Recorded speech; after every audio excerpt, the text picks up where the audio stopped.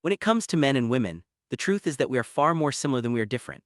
While popular culture often highlights our differences, scientific research consistently shows that, on average, men and women overlap in most aspects of biology, psychology, and society. However, there are some real average differences that are worth understanding.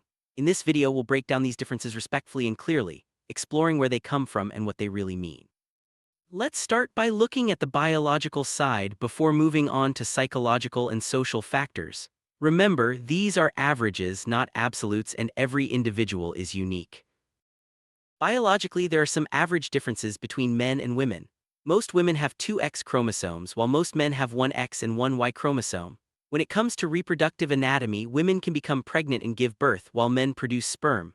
Hormones also differ. Women tend to have higher levels of estrogen and progesterone, while men have more testosterone. These hormonal differences can influence body composition. Men often have more muscle mass, while women typically have a higher percentage of body fat. Additionally, certain health patterns and diseases can affect men and women differently. Still, it's important to remember that these are general trends and there is a lot of individual variation.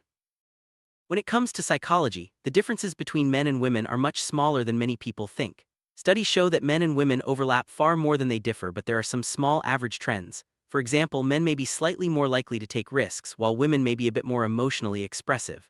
However, these differences are heavily shaped by culture and environment, not just biology.